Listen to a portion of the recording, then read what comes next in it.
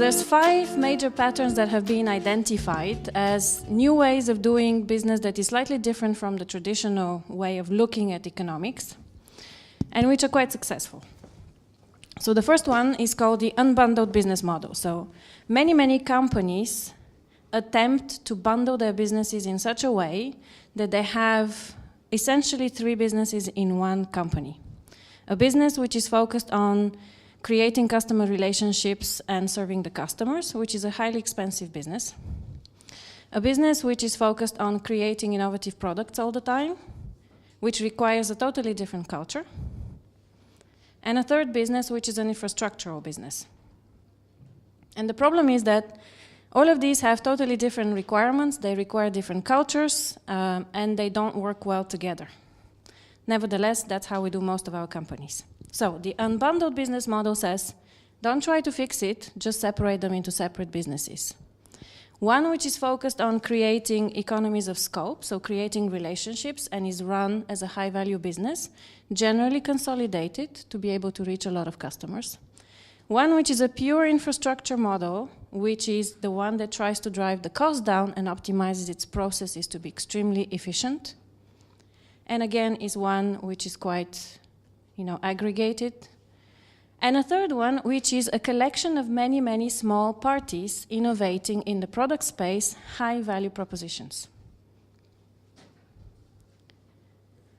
So that's the first pattern. So some of you actually started already looking at your business models using some of this thinking, so it's probably useful to push it far. I have put on your tables, by the way, another set of printouts which summarize the characteristics of these different patterns, so you can use them as we move on.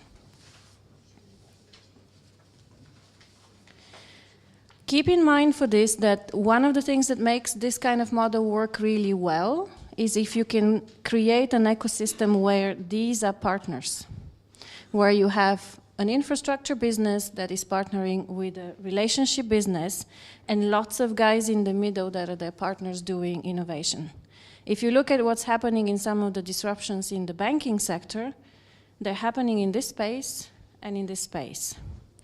But the unbundling hasn't happened yet, but banks are being pushed to unbundle, but positioning them in here, which is probably not a good place to be. In any case, you don't have the choice of it.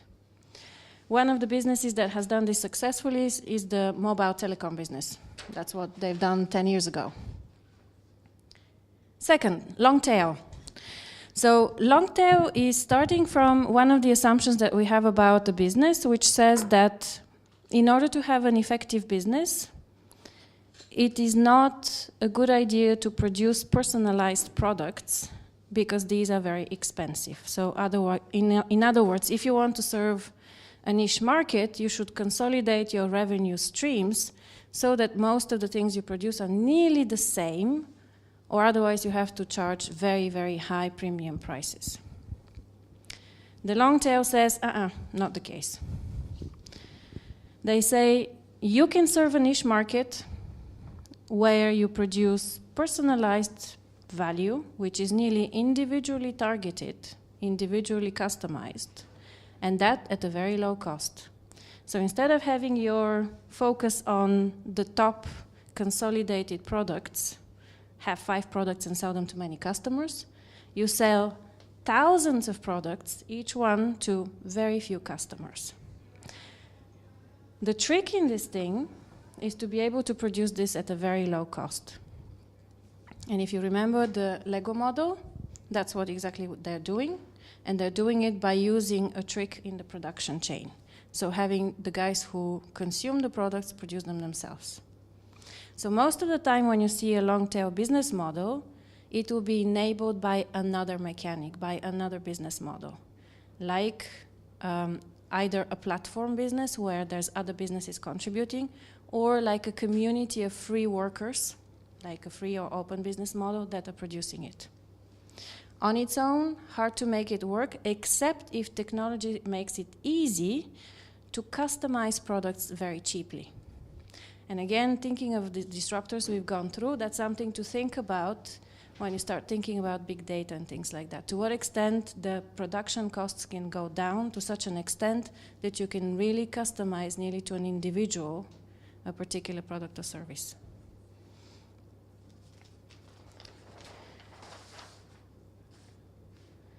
Multisided platforms. So this is the model where you create a marketplace. This is your iTunes, this is your App Store. And it depends on having several communities that are interacting successfully there. And you need to cater to all of them. Each multi-sided platform is slightly different. Some of them you have a simple, one community produces value that the other one consumes. Some of them, like advertising, add on top of other things. You simply want access to the membership that is there. Some of them have very complex interactions. But the mechanics is always, that you have an interdependence of the value that is produced and consumed between several different segments. And the business itself is focused on providing the most efficient means of distributing this value and communication. So plugging people in. One of the technologies that has made this particularly interesting is the APIs technology. So the opening up of applications and being able to have things plugged together has started making this a very interesting business model. Typical for this business model is revenue sharing. So you have multiple players that all participate at an equal level, and they get a share in the production of the revenue.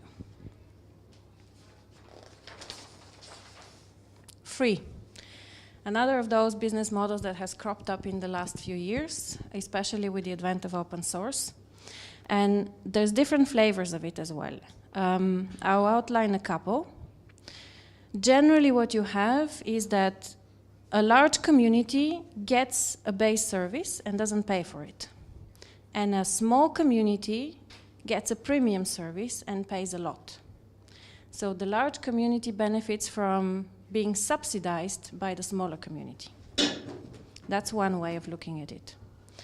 A flavor of it being you buy a thing, there's levels of usage and subscription, base service is free, but everything you want to have on top, any value, is charged for.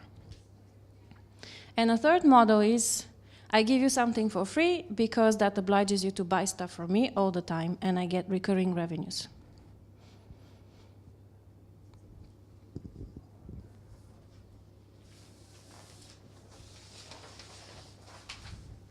And the last one is a business model which at the moment applies mainly in the innovation field, so the open business model, but it can be extended to other things. So the open business model basically says R&D is expensive, and R&D used inside companies does not necessarily produce always the best results. So how can we take our R&D capability and either outsource it, so have an ecosystem around the company that does innovation, or how can we take our innovation capability and transform it into a value because we cannot monetize it.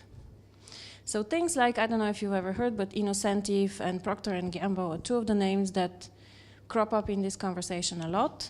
So they have created platforms where they connect people who can innovate with people who have problems, or where people who have innovation stuff that they produce but they cannot use can publish it so that other people can buy it and use it. Now, the interesting thing about this is that where it comes from is realizing that you have capability inside which you're not using in some way. Thinking of Amazon that I used as an example earlier, it was exactly the same case of them saying, we have all this capacity sitting around that we need in order to do our peak days, but we're not using it most of the time. So how can we transform this into a value that we sell to somebody else that today is not our customer? So that's one of the logics that you should apply as well to the business models you have, saying, what is it that we have today that is costly, but is valuable? And are we getting enough of this as a value? So can we transform it into something we sell to other people who potentially could use it? So these are the patterns. Keep them at the top of your mind. I'll just have them around. You have them on your desks. You can use them to systematically play around with your models. Now, the way we're going to do this, the way I propose to do it, is the following.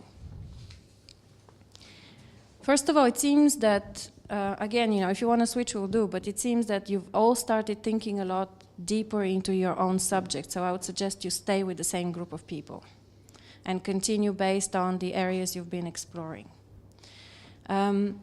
Take some of the technologies we've looked at, and I've just listed them here as a reminder. So big data, analytics, wearables, social and crowd, telematics and gamification. You can pick one or you can work with several of them, doesn't matter. And look first in your model. Do any of these disrupt any of the elements at the current model you have? If they do, how? And if they do disrupt it, how can you counter this? What can you do to adjust the other elements using the different patterns to actually turn this into a more profitable situation? If you wish to work just on the model without even looking at any of these and say, how can you actually simply innovate what's there, that's perfectly fine as well. I have the capability to test numbers as well if you want, but I think we should decide this when we get a little bit closer towards the end. So basically, if you want to run simulations on some of these models, once you have a stable version, we can input it and run it. I think we may be a little bit too early for that, but let's see how we progress, and if you want to do that, we can do it. Yeah? What's the timing on this? How long are we going to give them? So I'm going to give you an hour and a half to work on this, because it's going to take a while to actually figure out how to do it.